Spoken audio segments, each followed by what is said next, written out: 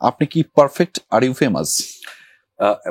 এটা দুটো প্রশ্ন হয়ে গেল একসঙ্গে। পারফেক্ট আমি একদমই মনে করি না আমি পারফেক্ট। আমার অনেক ফ্লস, এবং প্রত্যেকটা মানুষেরই বোধহয় তার নিজের জীবন যাপনে অনেক ধরনের ফ্লস থাকে। সেটা কারোর কাছে খুব আপেক্ষিক, মানে পারফেক্ট ব্যাপারটাই তো আপেক্ষিক। আর ফেমাস, আমি একটু আগে আমরা বলছিলাম যে না, আমি তো ফেমাস না, হয়তো এই অনুষ্ঠানে আসতে আসতে একটা সময় হয়ে যেতে পারি অলরেডি। সো আরিয়ানা, যেমন একই প্রশ্ন, আমরা এটা কমন প্রশ্ন করে থাকি আমাদের সাথে যুক্ত হওয়া সারথীদের কাছে, এবং এই প্রশ্নটা এরকম থাকে যে আর ইউ ফেমাস, কিন্তু আমি আজকে এই আর ইউ ফেমাস এর আগে একটা নতুন শব্দ যুক্ত করেছি, সেটি হচ্ছে পারফেক্ট। সো আপনি কি পারফেক্ট, আর ইউ ফেমাস? আমার এই ক্ষেত্রে একটু সেম ক্যাটাগরি আনসার দিতে হবে, because I also believe that কেউ আসলে পারফেক্ট না, এভরিওয়ান হ্যাজ ফ্লস। সো সবারই ভালো মন্দ দুইটা সাইডই আছে, so no one is perfect. আচ্ছা, ভালো মন্দ, কিন্তু আপনি কি ফেমাস? আপনি এটা কি বিশ্বাস করেন যে আপনি ফেমাস? না, এখন পর্যন্ত ওইভাবে হতে পারিনি, ইনশাআল্লাহ হয়ে যাবে। আচ্ছা, আমি আপনার এই কথায় একটা দুর্দান্ত 2-3টা লাইন যুক্ত করব, তবে তার আগে আমি দীপকে একটু প্রশ্নটা করে আসি। Are you famous? Perfect, are you famous?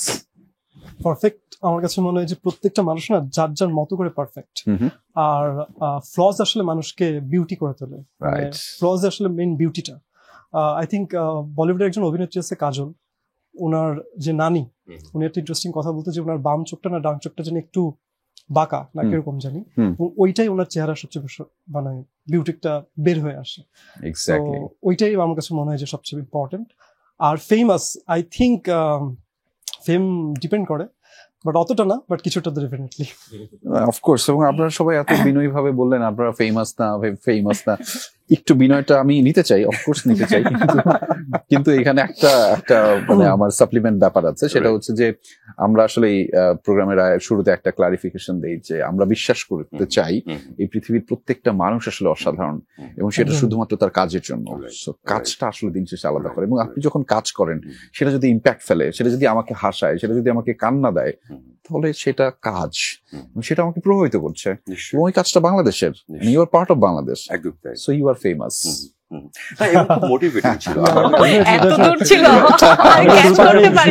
মানে ইন্ট্রোটা সো মোটিভেটিং, মানে যে কোনো মানুষের জন্য কিন্তু খুব ইন্সপায়ারিং। কিন্তু আমি আজকে বলতে চাই, আমরা আসলে পৃথিবীতে কেউই পারফেক্ট না, অনেক ডিসঅর্ডার থাকে, আমাদের ফ্লস থাকে, সেটা নিয়েই না আমাদের জীবনটাকে চালাতে হয়।